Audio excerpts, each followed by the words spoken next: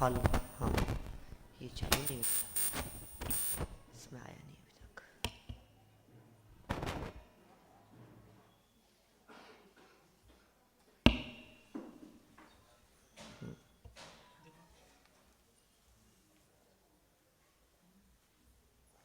इसमें सब्जेक्ट में समय सार है ना, समय सार गाथा 152 153 यहाँ से हम चर्चा करेंगे।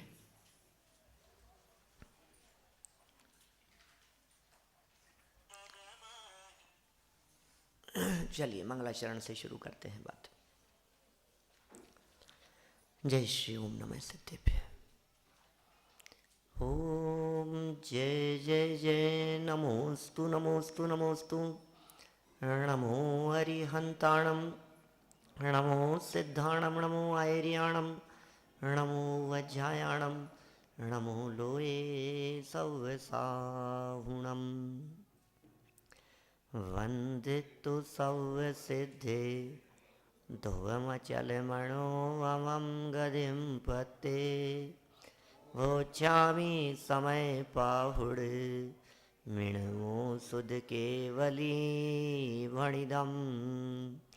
नमः समय साराय स्वानुभूत्या च कौसति चित्स्वभावाय भावाय सर्वभावान्तरचिदे। जिन स्वानुभूति से खिरी मम स्वानुभूति मधिगिरी। श्री विमल धारा जैन श्रुत आनंद अमृत से भरी। समता प्रवाह बहावती रागादि विकल्प तोड़ी के। माँ सरस्वती प्रतिभा वंदन दृष्टि निज में जोड़ी के। दृष्टि निज में जोड़ी के। ग्रंथराज समय सार जी यहाँ विराजमान हैं। श्रीमद् भगवत कुंद कुंदाचार्य देव प्रणीत यह अद्भुत उपकारी अनुपम रचना है। भव्य जीवों के महाभाग्य से इस ग्रंथादिराज की रचना हुई। हम ऐसा भी कह सकते हैं कि हमारे महाभाग्य से ये ग्रंथ की रचना हुई है। आज हम यहाँ कारंजा नगर में इसकी चर्चा को आगे बढ़ा रहे हैं। बिल्कुल सेपरेट चर्चा है। कोई व्यक्ति ऐसा न समझे कि ये कहाँ बीच में चर्चा शुरू कर दी, क्योंकि ग्रंथ है ना। और वैसे होता यह है कि किसी भी आयोजन में जब भी कोई विद्वान कहीं आते हैं तो वे कोई न कोई एक गाथा लेते हैं बीच में से। तो ऐसा समझ लीजिए हम भी बीच में ये गाथा शुरू कर रहे हैं, है ना। समय सार ग्रंथ है। जीवा जीव अधिकार और कर्ता कर्म अधिकार, इन दो अधिकारों की चर्चा यहाँ पूरी हो चुकी है। और पुण्य पाप अधिकार की चर्चा 10, 12, 15 दिन पहले शुरू हुई। जो चर्चा पुण्य पाप अधिकार में की गई अभी तक बहुत संक्षेप में 2-3 मिनट में आपको बतलाते हुए मैं आगे बढ़ता हूँ। माने इतनी सुंदर और मार्मिक चर्चा है। हम पुण्य पुण्य के चक्कर में उलझे रहते हैं। अनादिकाल से हम सब धर्म के नाम पर पुण्य में ही अटक करके रह गए। करना है धर्म और अटके हैं पुण्य में। शुभ भाव कर लो, पुण्य कर लो, भक्ति कर लो, पूजन कर लो, दान दे लो, व्रत उपवास कर लो, विधान कर लो। माने पूजन विधान आयोजन, बस इतना सब करके हमने ये समझ लिया अब इससे ज़्यादा और क्या करेंगे। जान लोगे क्या हमारी? 4-4 घंटे से तो बैठे हैं यहाँ मंदिर में। अब कितना टाइम लगा दिया, इतना तो कर रहे हैं वो, इससे और क्या चाहिए आपको। अरे भाई, जब कभी बिजनेस के लिए बैठते हैं दुकान पर, तो जब सुबह से शाम तक बैठे रहते हैं और दुकान बढ़ाते समय भी कोई ग्राहक आ जाए तो हमें ऐसा नहीं लगता कि इस समय क्यों आ गया। ग्राहक तो हमें देवता जैसा दिखता है, हमें ऐसा लगता है ये तो कोई बात नहीं, अरे नहीं नहीं साहब कोई बात नहीं, आइए आइए आप तो बोलो क्या चाहिए। माने वहां हमें कंटाला नहीं आता, वहां हमें पीड़ा नहीं होती, वहां हमें आकुलता नहीं महसूस होती है। और यहाँ 2-4 घंटा विधान पूजन स्वाध्याय में क्या बिता दिया, हमें लगने लगता है इससे ज़्यादा क्या धर्म करेंगे। लेकिन सच्चाई यह है कि ये जो कुछ किया जा रहा है ये धर्म नहीं है, ये धर्म का भ्रम है, ये धर्म की कल्पना मात्र है, ये धर्म के संबंध में विकल्प मात्र हैं। धर्म तो है ही नहीं अभी, धर्म तो वस्तु के स्वभाव का नाम है। वस्तु तो जैसी है उसे वैसी स्वीकार करने का नाम धर्म है। हमने इस थाली से माल उठाया, इस थाली में समर्पित कर दिया और ऐसा समझा कि बहुत धर्म कर लिया। और कई लोग तो कहते हैं आज के आनंद की जय, आज के धर्म ध्यान की जय। आज जितना धर्म ध्यान हो गया है, कुछ धर्म ध्यान नहीं है। ये सब बातें इस पुण्य पाप अधिकार में बतलाई जा रही थी। प्रारंभ से ही पुण्य और पाप इनका बंटवारा तो नहीं किया, माने ये पुण्य और पाप था तो एक कर्म और वेश बना करके आए दो जैसे। हमें लग ऐसा रहा था कि ये पुण्य अलग है और ये पाप अलग है, लेकिन ये बात मेरे घर की नहीं है, ये बात कुंद कुंदाचार्य देव मूल गाथाओं में लिखते हैं कि पुण्य भी तो पाप जैसा ही है। आपने थोड़ा बहुत पुण्य कर लिया तो अपने आप को कुछ धर्मात्मा समझने की जरूरत नहीं है। ये पुण्य और पाप दोनों एक जैसे ही हैं।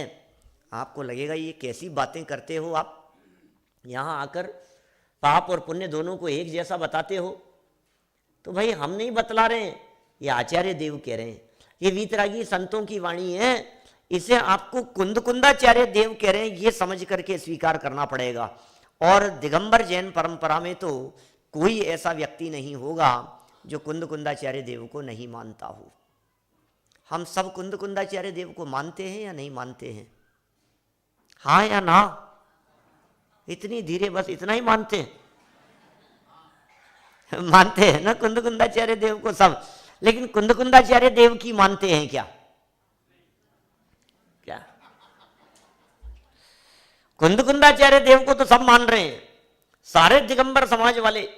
मंगलम कुंद कुंदाद्यो जैन धर्मोस्तु मंगलम, माने हम कुंद कुंदाचार्य को मान रहे हैं। अरे कुंद कुंद की भी मान लो, आचार्य कुंद कुंद स्वामी क्या कह रहे हैं उसे भी मान लो एक बार। क्या कह रहे हैं कुंद कुंदाचार्य देव? वो कह रहे हैं कि ये जो पुण्य का परिणाम है, ये पुण्य का परिणाम भी बंधन का कारण है, ये पुण्य भी बंधन है। आपको पुण्य थोड़ा बहुत आकर्षित करने वाला दिखाई देता है, हमें पुण्य थोड़ा बहुत मन को पसंद आने वाला दिखाई देता है। इस पुण्य की शक्ल थोड़ी सी अच्छी दिखती है, लेकिन ये पुण्य अटकाने वाला है, ये पुण्य फंसाने वाला है। इस पुण्य में फंस करके नहीं रह जाना, इस पुण्य में अटक करके नहीं रह जाना। हम कब तक इस पुण्य में अटकते रहेंगे? अरे इस पुण्य के उदय में थोड़ा बहुत अनुकूलताएं मिल भी गई तो उसके बाद में पुनः लौट करके घूम फिर करके फिर वही महादुख संकट निकट है। ये घूम फिर करके ये जीव पुनः एक इंद्रिय में चला जाता है। कितनी देर के लिए, कितनी देर के लिए पुण्य का उदय? पुण्य के उदय के बाद में पाप का उदय आए बिना रहता नहीं है। आप पुण्य को चाह रहे हैं, आपको पुण्य पसंद आ रहा है, लेकिन ये पुण्य ज्यादा लंबे समय तक टिकता नहीं है। अपने आप ही आप देखिए अपनी लाइफ में, अपनी day to day routine life में ये पुण्य का उदय कितने समय तक चलता है। एक के बाद एक कुछ न कुछ आफत, कुछ न कुछ परेशानी हमारे माथे पर आ ही जाती है। कभी बिजनेस की, कभी परिवार की, कभी तबीयत को लेकर के, कभी अपनी तबीयत खराब है तो कभी बच्चों की तबीयत खराब है, कभी किसी के अटैक आ गया है, कभी इसको अस्पताल लेकर के भाग रहे हैं, कभी एक्सीडेंट हो गया है, और कुछ ज़्यादा नहीं तो कभी भोजन ही कुछ खराब बन गया है, कभी मौसम खराब है, कुछ ना कुछ चलता रहता है, माने शांति कहीं नहीं है। इसलिए थोड़ा बहुत पुण्य के उदय में ज्यादा इठलाने की जरूरत नहीं है, ज्यादा गर्व करने की जरूरत नहीं है। ये पुण्य का उदय हमें एक प्रकार से पाप की तरफ धकेलने का काम करता है। और जो जीव पुण्य में अटक करके रह गए उनके लिए तो कहते हैं भाई ये पुण्य में आपके अटकना ये अनंत काल के लिए निगोद को आमंत्रण है। प्रवचन सार ग्रंथ 79 नंबर गाथा की टीका में आचार्य देव ने ऐसा लिखा, जो जीव इस पुण्य के चक्कर में अटक गए, उलझ गए, शुभोपयोग परिणति के चक्कर में उलझ गए, उनके महा दुख संकट निकट है। कितने समय के लिए स्वर्ग मिलेगा? कुछ सागरों के लिए, कुछ हजार वर्षों के लिए, उसके बाद में फिर घूम फिर करके आ जाओ। और एक बात समझ लेना, जिसके तीव्र पुण्य के उदय में रहने का अभ्यास आदत हो जाती है उसे थोड़ा भी पाप का उदय बर्दाश्त नहीं होता, उतनी ही ज्यादा तकलीफ लगती है उसको। माने पाप कर्म के उदय में रहने वाले लोग, आज भी लोग हिंदुस्तान में झोपड़पट्टियों पर रहते हैं, फुटपाथ पर सोते हैं, कैसे तकलीफ और कष्ट पाते हैं, ये सब दशाएं आज भी दिखती हैं। लेकिन हमसे यदि कोई व्यक्ति ये बात कहे कि चलो फुटपाथ पर रहना है, तो हम तो कल्पना में, विचार में ही घबरा जाएंगे। ये कैसी बात कर रहा है, ये कहाँ रहने की बात कर रहे हैं, हम कैसे रहेंगे वहां?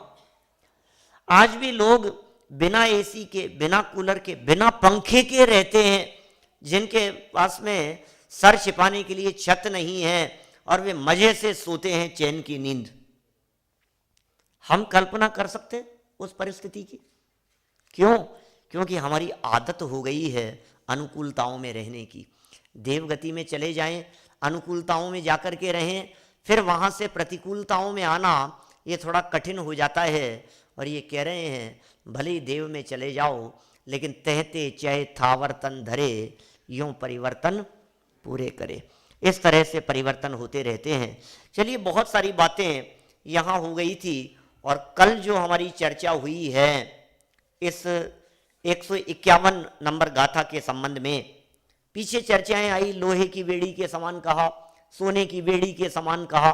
ये तो बेड़ियां दिखाई दे रही है, लोहे की हो या सोने की हो, है तो बेड़ियां ही, है तो बांधने ही वाली। ये सब चर्चाएं बहुत हुई और आप लोगों ने भी कई बार सुनी होगी ये सब बातें, सुनी है ना। पुण्य भी बंधन है, सोने की बेड़ी के समान है। बेड़ियां वैसे पैर में बांधी जाती है, बंधन करने वाली होती है, और ये सोना भी तो बांध देता है हमारे को। सोना लेकर के जाने वाला व्यक्ति, साथ में लेकर सफर करने वाला व्यक्ति, वो चैन से नहीं सो सकता है। भाई आपके पास में यदि सोना है, गोल्ड है, तो आप बंधन में हो, आप परतंत्र हैं। सोना यदि आपने पहन रखा है तो भारत की सड़कों पर आप ऐसे घूम नहीं सकते हो, आपको डर लगता है चोरी नहीं हो जाए, कोई चुरा नहीं ले, वो परतंत्रता दिखती है। सोना यदि आपके पास में हो, शादी विवाह के प्रसंगों पर बहुत सोना आया है, सोना दिया है, सोने के सेट हैं, तो उनकी सुरक्षा की जिम्मेदारी कितनी दिखती है। यदि कदाचित पहना हुआ भी है हमने, तो वो पहना हुआ भी हमें आफत लगता है, परेशानी लगती है ना। ऐसा सोना किस काम का जो कान काटे, कान में धारण कर लिया, वजन, जितना ज्यादा वजन, बहुत वजन है, आप कितना सोना पहन करके सो सकते हैं? जो आपने बहुत महंगा सेट बनवाया, बहुत मेहनत करके अच्छी डिजाइन सेलेक्ट करके आपने उसको बनवाया है, पहन करके गए थे, शादी में पहन करके गए थे, घर आने के बाद में अब रात बहुत हो गई थी, कौन खोलने में समय लगाए, आप उसे पहन करके सो सकते हैं? बंधन लगता है। और पता है, यदि नींद ज्यादा तेज आ रही हो तो उसे समेट करके कौन रखेगा? उसे ऐसे खोल करके ऐसे पटकते हैं उसे, क्या क्या माने ऐसा लगता है जैसे ये आफत है।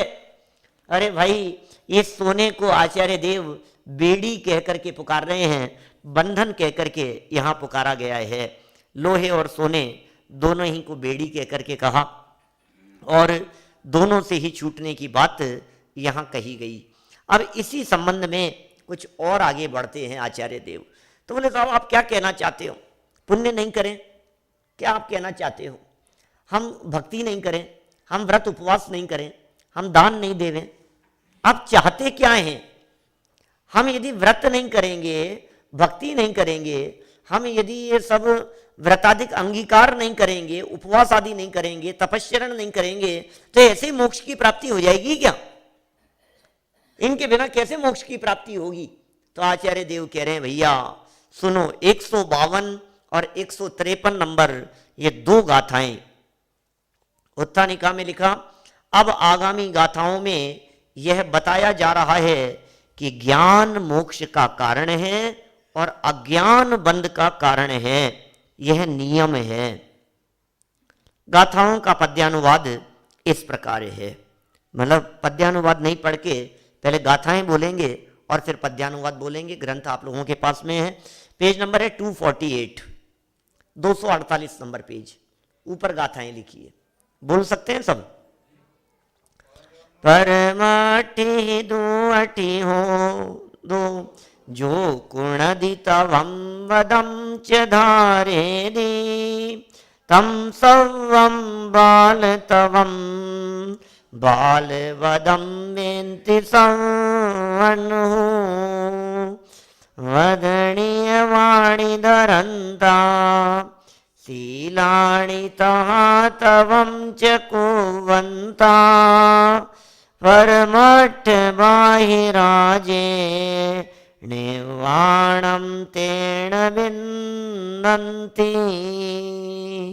पद्यानुवाद बोलते हैं, इसका नीचे लिखा है परमार्थ से हो दूर पर तप करे व्रत धारण करे सब बाल तप बाल व्रत वृषवादि सब व्रत नियम सब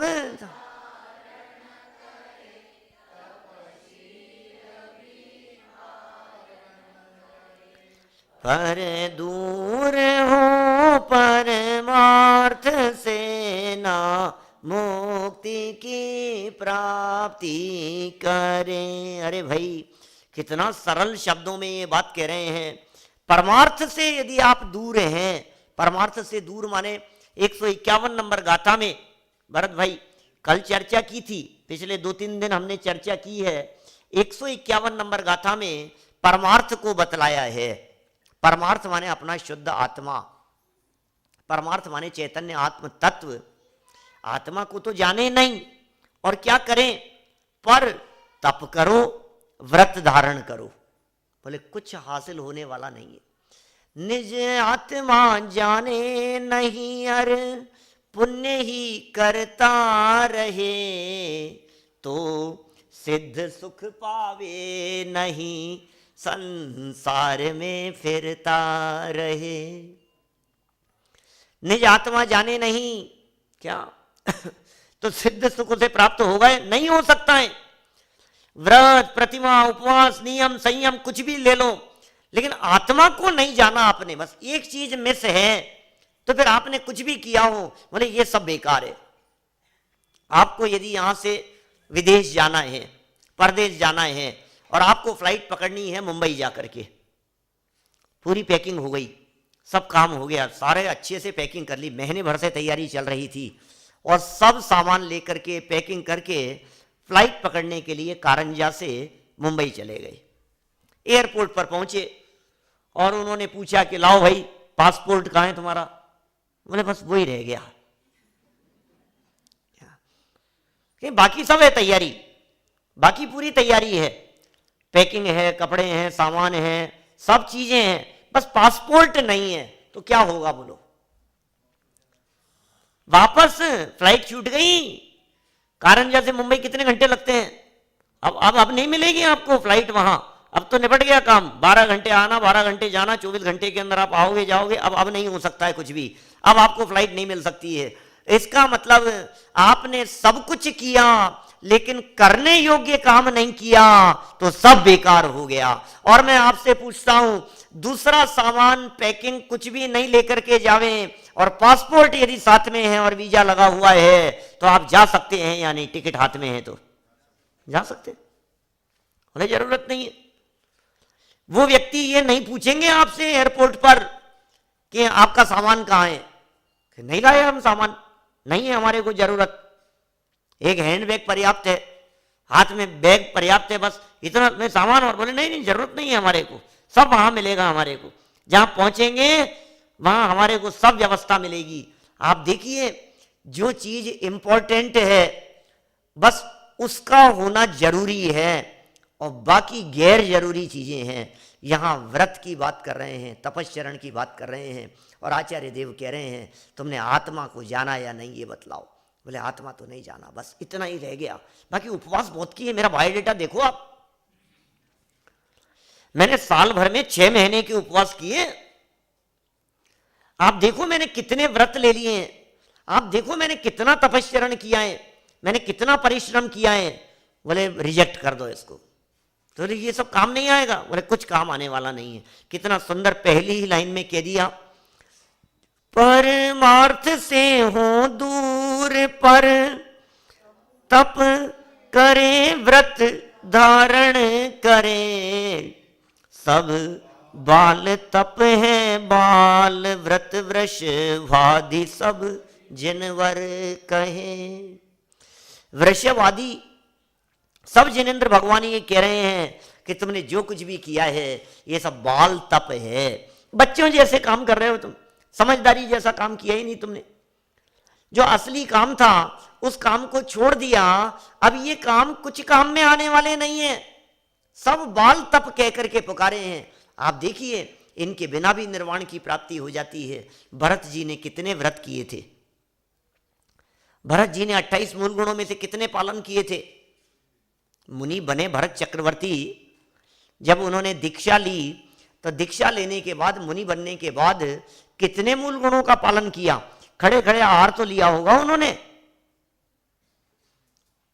एक बार आहार लिया होगा, 4 हाथ जमीन देख के चले होंगे, ईरिया समिति से बोले होंगे तो भाषा समिति से बोले होंगे, नहीं।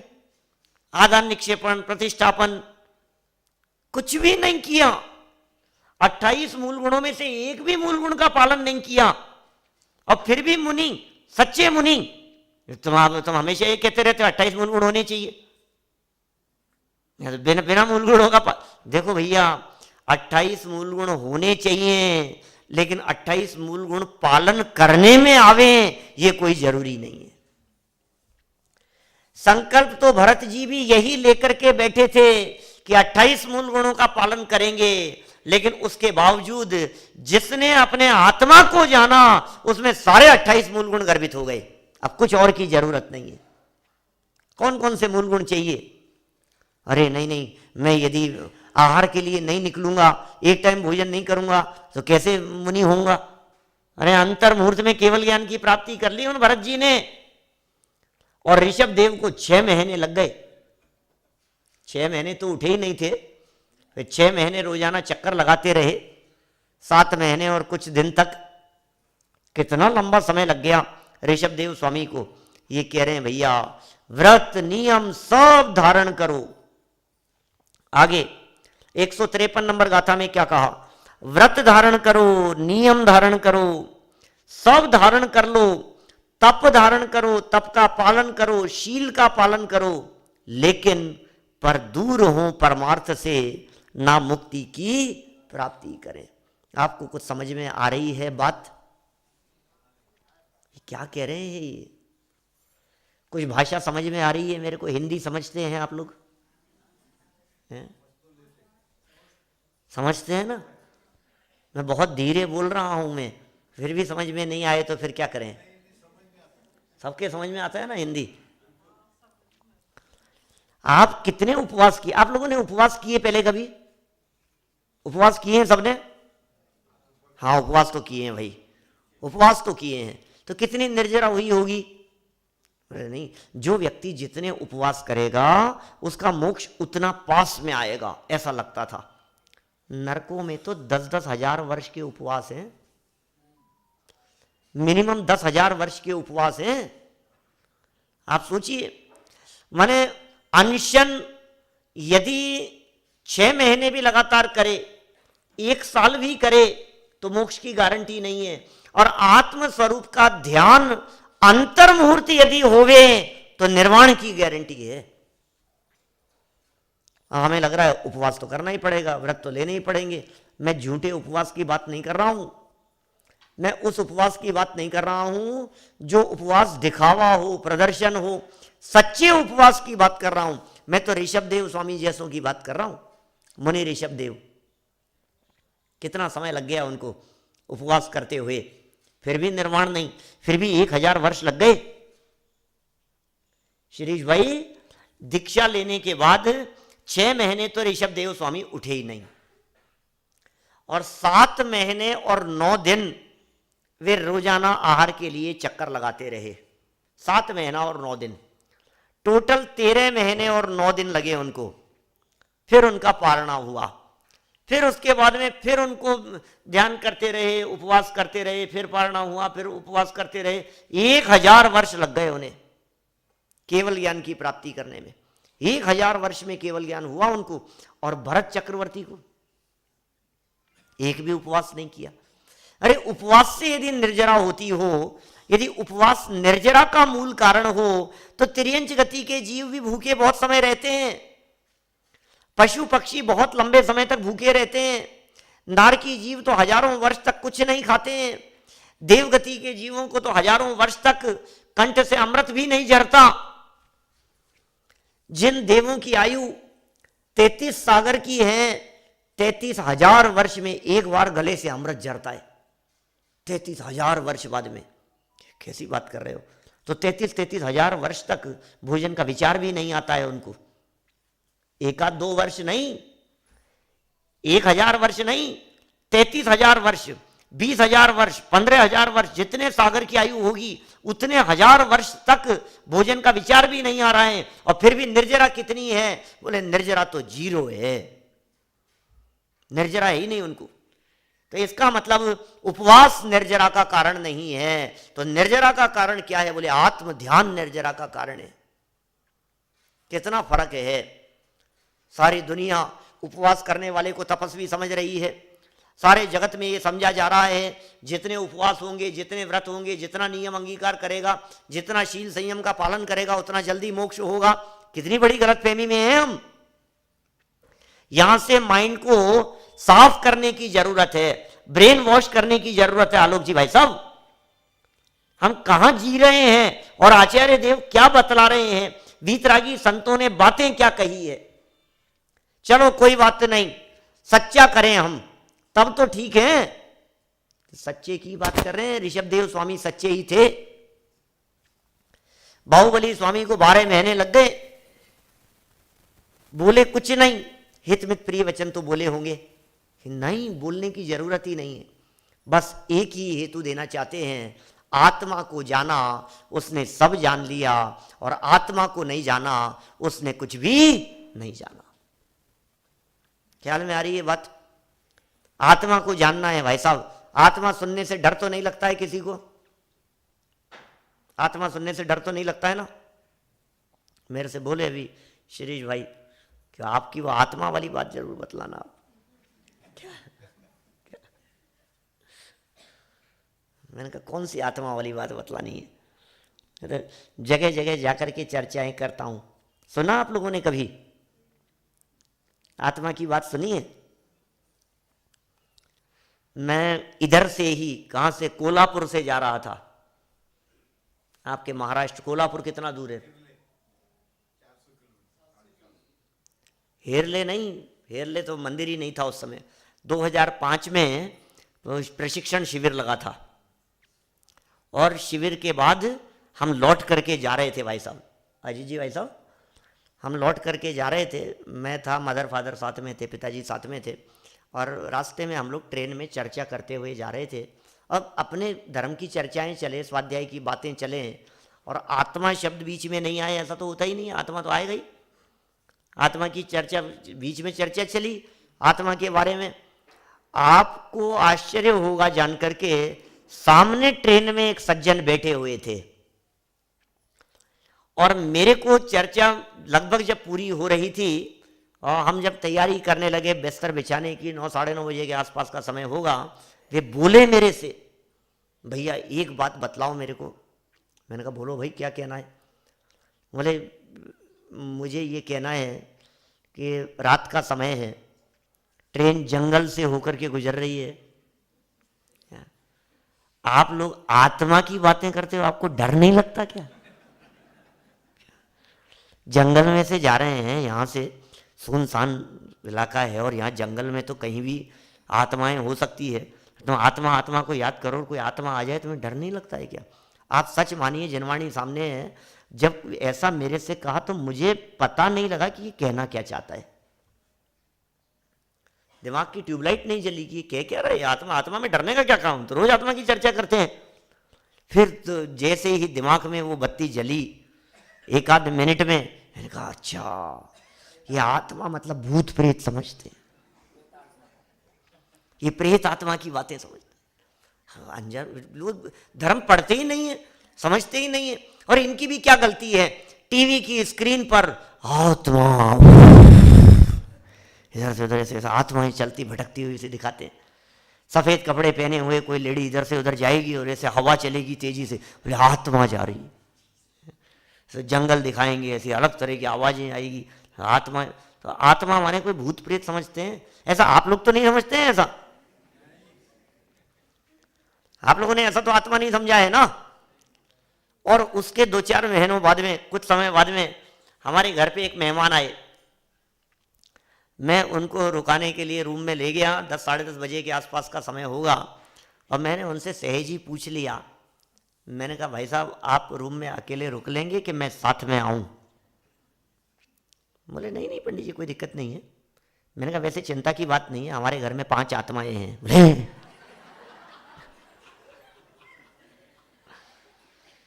हमारे घर में 5 आत्माएं हैं एकदम। मैंने कहा मैं, वाइफ, बेटा, मदर, फादर। बोले अरे पंडित जी आप भी मजाक करते हो। मैंने कहा मजाक कर रहा हूं, हम आत्मा नहीं है क्या? अच्छा हम आत्मा हैं या नहीं है? हाँ वो तो ठीक है, लेकिन आपने ऐसे बोला। कैसे बोला? हमने यही तो कहा कि घर में 5 आत्माएं हैं। आपका आत्मा सुनकर के ऐसा क्यों लगता है? माने हम आत्मा सुनकर के डायरेक्ट कुछ रिलेट नहीं कर पाते हैं कि हम भी आत्मा हैं। उस आत्मा को जानना है, माने अपने आप को जानना है। अपने आप को जिस व्यक्ति ने जान लिया, अपने आप को जिस व्यक्ति ने समझ लिया, उसका व्रत भी हो गया, उसका तप भी हो गया और उसका शील पालन भी हो गया। कुछ करने की जरूरत नहीं है उसको।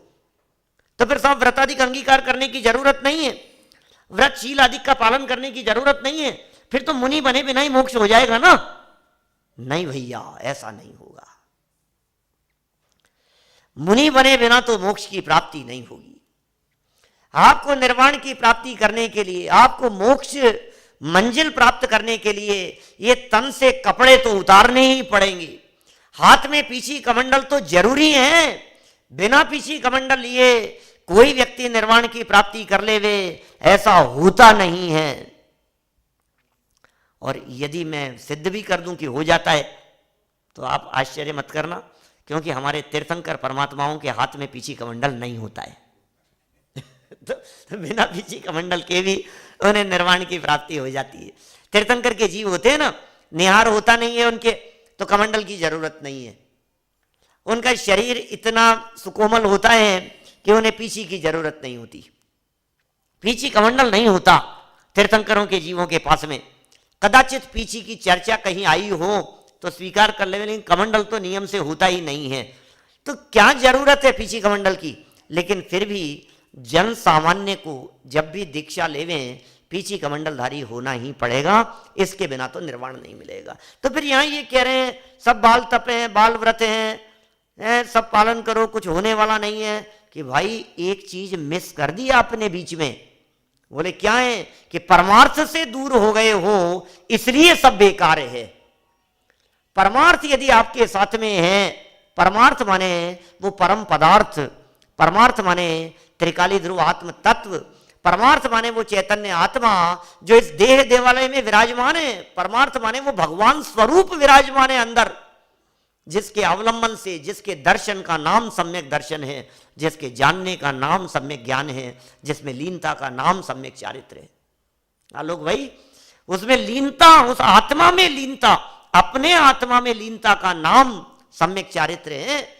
चारित्र देखते ही हमें बाहर बाहर दिखाई देते, नहीं साहब चारित्र तो लेना ही पड़ेगा, चारित्र तो लेना ही पड़ेगा भाई साहब, बिना चारित्र के कैसे काम चलेगा।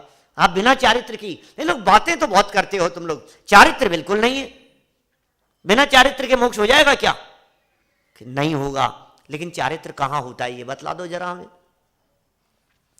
जब भी चारित्र की चर्चा चलती है, कि आपको ऐसा नहीं लगता कि हम नीचे से ऊपर तक उस व्यक्ति को देखने लगते हैं?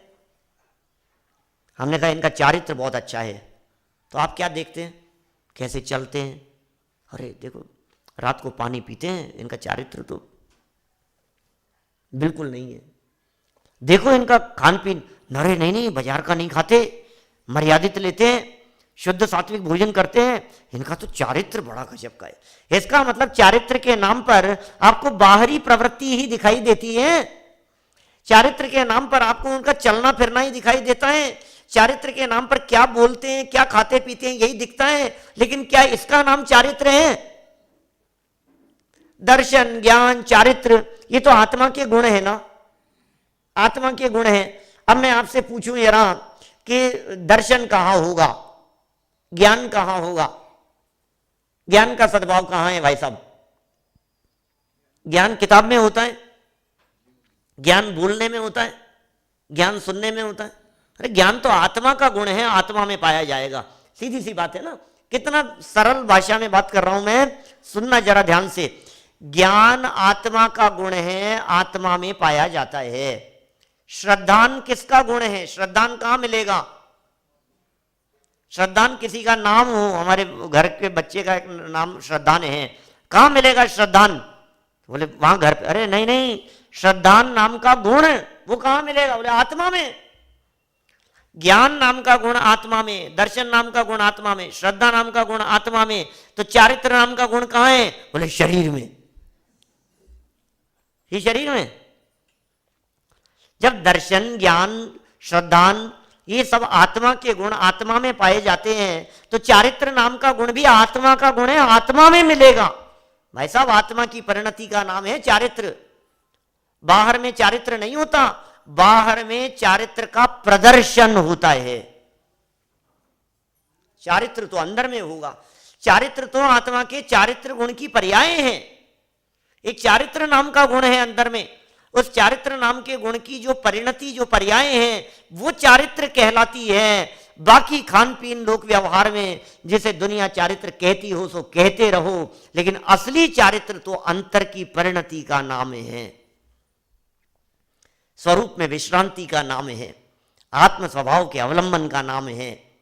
स्वभाव के अवलंबन पूर्वक जो निर्मल परिणति उत्पन्न हुई, जो वीतराग भाव उत्पन्न हुआ, जिसमें राग और द्वेष परिणाम नहीं है, जिसमें कषायों से निर्वृत्ति है, जो कषायों से ऊपर उठ करके परिणाम है, बोले उसका नाम चारित्र है। वो चारित्र कहलाता है। हम चारित्र ही नहीं समझते।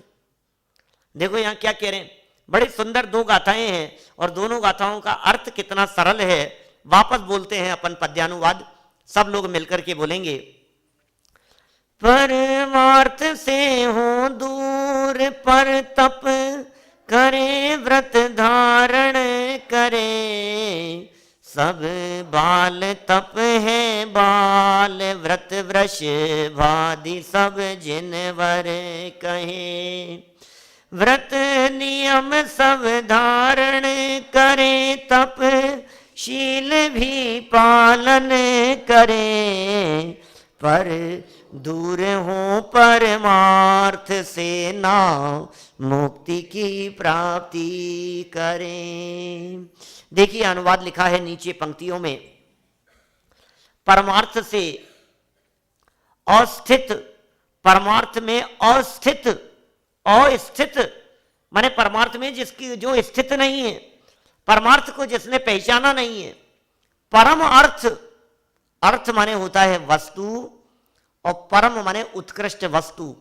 इस धरती पर यदि कोई उत्कृष्टतम पदार्थ है तो वो अपना चेतन आत्म तत्व है, वही उत्तम वस्तु है, वही उत्कृष्ट वस्तु है।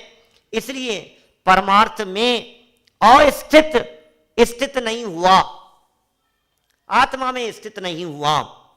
वो जीव तप करता है और व्रत धारण करता है, उसके उन सभी तप और व्रतों को सर्वज्ञ देव बाल तप और बाल व्रत कहते हैं।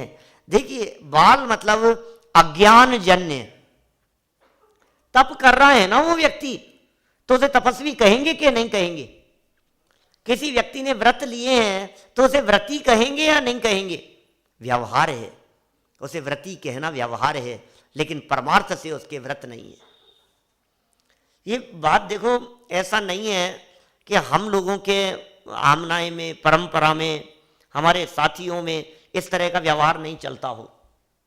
इस तरह का व्यवहार अपने यहाँ भी चलता है।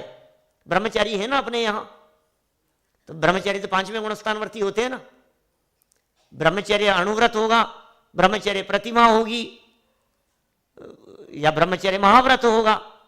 तो ब्रह्मचर्य महाव्रत तो मुनिराजों के जीवन में होता है, अब ब्रह्मचर्य महाव्रत तो नहीं है। तो ब्रह्मचर्य प्रतिमा होगी, बोले तो 7वीं प्रतिमाधारी है। तो ब्रह्मचर्य अणुव्रत होगा, बोले दूसरी प्रतिमा में है, व्रत प्रतिमा में। तो तुम ब्रह्मचर्य तुमने लिया, तुम ब्रह्मचारी हो ना, ऐसा तो ये तुम कौन से गुणस्थान वाले हो?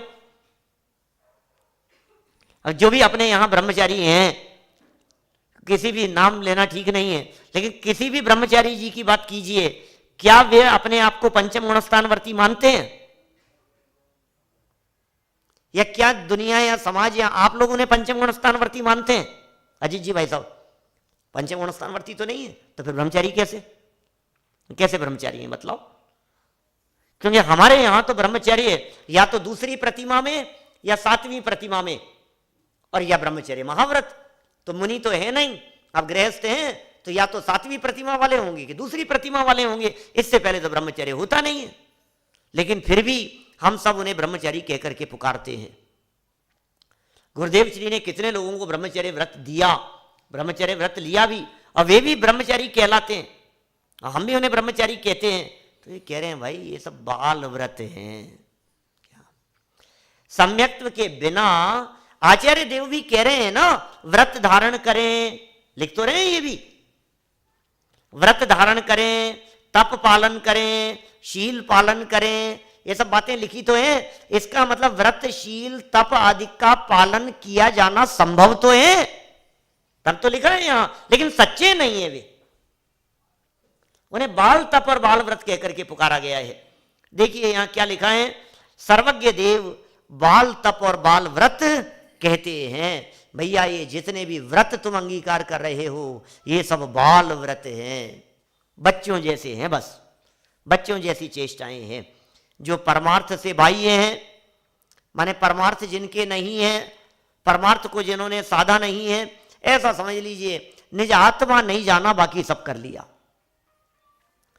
व्रत पूजन उपवास सब कुछ कर रहा है, माला का जाप कर रहा है, खूब माला फेर रहा है, आत्मा जाना क्या? आत्मा तो नहीं जाना। बोले बस कुछ होने वाला नहीं है, साइड में बैठ जाओ। आओ भाई नेक्स्ट, मोक्ष प्राप्त करने के लिए कौन आ रहा है कि भैया हमने बहुत उपवास किए हैं, कि तुमने आत्मा जाना क्या? कि नहीं, साइड में आ जाओ। भैया नेक्स्ट, बोले तुमने क्या किया? बोले मूल गुणों का खूब पालन किया है, 12 व्रतों का हमने पालन किया है। बोले आत्मा पकड़ में आया क्या? कि बोले वो तो नहीं आया। बोले साइड में। बोले नेक्स्ट को आने दो, मोक्ष जाने वाला कौन होगा? बोले तुमने क्या किया है? बोले हमने तो मूल गुणों का पालन किया है, 28 मूल गुणों का पालन किया है हमने, निरतिचार पालन किया है, किसी तरह का दोष नहीं लगाए। बोले चलो साइड में आ जाओ, आत्मा जाना कि नहीं? बोले आत्मा तो नहीं जाना। बोले ये आ गया। बोले तुमने कोई व्रत वगैरह लिए क्या? बोले नहीं। आत्मा? बोले आत्मा जाना है। बोले आ जाओ। आत्मा जानना कितना इंपॉर्टेंट है भाई साहब। सच्ची बात यह है, हम अपने आप को आत्मा नहीं समझ पा रहे। ये बहुत महत्वपूर्ण बात है। बोलने में तो साधारण सी लगती है बातें, मैं आत्मा हूं, लेकिन अंदर में अपने आप को आत्मा स्वीकार करना ये बड़ी चीज है। हम अपने आप को शरीर जितना ही मान करके बैठे हैं। व्रत उपवास आदि तो छोड़िए, अभी तो व्रत उपवास आदि भी जीवन में नहीं दिखते हैं। सामान्य जीवन में कहाँ रोजाना दिखते हैं, वो भी महीना निकल गया, भादवा निकल गया और चौमासा निकल गया। अब कहाँ है, अब तो सीजन गया। अब तो जब सीजन आएगा व्रत उपवास आदि का तब करेंगे। अभी तो छुट्टी है 8 महीने तो कम से कम। अरे भाई, ये व्रत उपवास आदि भी नहीं कर रहे हो, तपस्चरण भी नहीं कर रहे हो, अपने आप को शरीर मान करके बैठे हो, अपने आप को स्त्री और पुरुष मान करके बैठे हो, तुम्हारा कल्याण कैसे होगा? ये दुख का कारण ही ये है कि हम अपने आप को स्त्री समझ रहे हैं, दुख का कारण ही ये है कि हम अपने आप को पुरुष समझ रहे हैं, हम अपने आप को बिजनेसमैन समझ रहे हैं, व्यापारी समझ रहे हैं, कर्मचारी समझ रहे हैं। भैया, अपने आप को व्यापारी, कर्मचारी, सर्विस वाला, जॉब वाला, घर की महिला, ये सब समझना बंद करो और अपने आप को आत्मा स्वीकार करो। ये कर्तव्य है हमारा, पहले में पहले कर्तव्य। क्षत्र चूड़ामणि ग्रंथ में लिखा 7वें लंब का 11वां श्लोक है, 18वां 7वें लंब का 18वां श्लोक है क्षत्र चूड़ामणि ग्रंथ। क्षत्र चूड़ामणि का नाम सुना है क्या? अरे, क्षत्र चूड़ामणि नहीं सुना आप लोगों ने तो फिर तो क्या होगा। आपके समंत भद्र महाराज क्या यहां गुरुकुलों की स्थापना में जिनका बहुत बड़ा योगदान रहा, आचार्य समंत भद्र स्वामी, वे नहीं समंत भद्र, लाइव वालों को कहता हूं, वे रत्नाकरण श्रावकाचार्य वाले समंत भद्र स्वामी नहीं। ये वर्तमान के जो समंत भद्र स्वामी हुए हैं, जिनका इस क्षेत्र में बहुत बड़ा योगदान रहा है, क्षत्र चूड़ामणि ग्रंथ प्रकाश में लाने का योगदान, ये उनका योगदान है। 700 श्लोक थे और इसमें, इस ग्रंथ में, और 700 श्लोक समंत भद्र महाराज को ऐसे याद थे, शुरू से लेकर के आखिरी तक और आखिरी से शुरू तक, ऐसा शुरू से पीछे तक बोले और पीछे से आगे तक बोले, ऐसा नीति का ग्रंथ है क्षत्र चूड़ामणि। अभी चल रहे हैं हमारे प्रवचन पारस टीवी पर रात को 10 बजे, क्षत्र चूड़ामणि ग्रंथ पर चल रहे हैं। पहले चलाया उसको बहुत हमने, बड़ा जबरदस्त ग्रंथ है। हमारे ब्रह्मचारी यशपाल जी, अन्ना जी ने उसका संपादन करके उसको प्रकाशित किया। उस क्षत्र चूड़ामणि ग्रंथ में 7वां लंब 7th चैप्टर और 18 नंबर के श्लोक में इस तरह की बात कहते हैं कि भाई, अपने आप को आत्मा स्वीकार करना ये तुम्हारा पहले में पहले कर्तव्य है।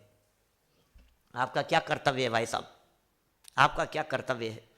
सौधर्मेंद्र का कर्तव्य क्या है? आज स्थापना करेंगे क्या? इनका कर्तव्य क्या है? अरे, ये सब व्यवस्थाएं देखना है। आपका कर्तव्य क्या है? बोले माइक व्यवस्था देखना है। आपका कर्तव्य क्या है? कि यहाँ भोजन की व्यवस्था देखना है। आपका कर्तव्य क्या है? अरे, हमें कहाँ कहाँ कर्तव्य दिखाई देते हैं। नहीं, मैं तो माता पिता हैं, हम बच्चों का पालन पोषण तो अपना कर्तव्य है ना। सबको अपने अपने कर्तव्य दिखाई देते हैं, लेकिन अपन हैं कौन? इस बात को ही गलत मान लिया तो जितने कर्तव्य बतलाए जा रहे हैं, समझे जा रहे हैं, सब झूठे हो गए ना। आप अपने आप को आत्मा स्वीकार करो, ये प्रथम कर्तव्य कह करके पुकारते हैं। वहां पहले में पहले कर्तव्य है अपने आप को आत्मा स्वीकार करना। स्वीकार तो करो कि मैं कौन हूं। रमेश, सुरेश, महेश बस अपने को ये मान करके बैठे, अपने आप को जो अपना एक निरर्थक नाम माता पिता के माध्यम से दिया गया है, वो उस नाम में इतनी एकत्व ममत्व बुद्धि बैठी है। उस नाम में दम क्या है, कितने का है वो नाम मालूम है आपको? अभिनंदन जी भाई साहब कहते हैं ये नाम, शिरीष भाई, ये इस नाम की क्या कीमत है? अरे, आपको पता नहीं है इस नाम की कितनी कीमत है। क्या इस नाम का तो दुनिया अभी तो इस नाम के पीछे पड़े हैं। ये नाम बहुत काम का है, ये नाम बहुत, अरे भाई, ये नाम, एक जो नाम, ये नाम रखा गया। अभिनंदन जी भाई साहब सच्ची घटना बतलाते हैं अपने जीवन की। वो कहते हैं, मैंने पिताजी का स्वर्गवास हो जाने के बाद में ताऊ जी से पूछा कि मेरा नाम अभिनंदन ही कैसे रख दिया, अभिनंदन कहाँ से हो गया ये नाम, क्या सोच करके मेरा नाम अभिनंदन रखा, कहाँ से रखा? तो ताऊ जी ने बतलाया कि तुम्हारा जन्म हुआ, उसके बाद में थोड़े समय बाद में तुम्हें एक जो पत्री बनाते हैं ना, जन्म पत्री, उनके यहाँ ले गए थे, ज्योतिषी के यहाँ, और उन्होंने तुम्हारी वो जन्म पत्री बनाई। फिर पिताजी ने पूछा कि भाई इनका नाम कौन से अक्षर से होगा? बोले अ अक्षर से निकालना है इनका नाम। फिर उन्होंने पूछा कि आप ही बता दो नाम। नाम बतला दिया, ऐसे अभिनंदन रख दो इनका नाम। अभिनंदन नाम रख दिया। बोले वो जो नाम रखा था मेरा, उसकी एवज में आपने उनको क्या दिया था? बोले 125 रुपया और नारियल। 75 साल पहले क्या 125 रुपया और नारियल दिया था उनको। बोले अच्छा, ये जो नाम इसका रखा गया है, ये 125 रुपये नारियल का नाम है। क्या कीमत है इस नाम की? यदि वो इसकी जगह कुछ और नाम रख देते तो दूसरा हो जाता, कुछ दूसरा रख देते, कुछ और रख देते तो वो नाम हो जाता। भाई साहब, जिस नाम के पीछे हम मरे जा रहे हैं, इस नाम में कोई दम नहीं है। असली हमारा जो स्वरूप है वो आत्म तत्व है, उसे स्वीकार करना यह महत्वपूर्ण कार्य है। आत्मा स्वीकार करें अपने आप को। जो व्यक्ति अपने आप को आत्मा स्वीकार नहीं करता, उसका कुछ हित भला होने वाला नहीं है। तो इस तरह से अभी तो मूल गाथा अपन ने यहां पढ़ी है। देखो दूसरी गाथा का अनुवाद पढ़ा था क्या? जो परमार्थ से बाह्य हैं वे व्रत और नियमों को धारण करते हुए भी, इसका मतलब व्रत पालन कर रहे हैं, नियमों का पालन कर रहे हैं, तपश्चरण कर रहे हैं, पालन करते हुए भी, ऐसा कह रहे हैं कुंदकुंदाचार्य देव, शील और तप को करते हुए भी निर्वाण को प्राप्त नहीं करते, निर्वाण की प्राप्ति नहीं होगी। दरवाजे तक जाकर के वापस लौट आएंगे। क्यों? पासपोर्ट नहीं था। बोले टिकट लाना भूल गए साथ में। बोले ये क्या होगा? बोले अब कुछ नहीं हो सकता है। बोले असली टिकट है आत्मा को जानना। इस तरह इन दो गाथाओं के अनुवाद की चर्चा हमने आज यहाँ की है। इसकी टीका में जो विशेष बातें अमृतचंद्राचार्य देव ने की है, उसकी चर्चा कल यथा समय करेंगे। अभी की बात को हम यहीं विराम देते हैं। और अभी विधान शुरू करने के लिए आपको लिंक को वापस ज्वाइन करना पड़ेगा। सिद्ध चक्र विधान, इसकी हम एक पूजन कर चुके हैं और दूसरी पूजन और तीसरी पूजन की चर्चा अभी तुरंत बाद 2-3 मिनट से हम शुरू करने वाले हैं। बोलो महावीर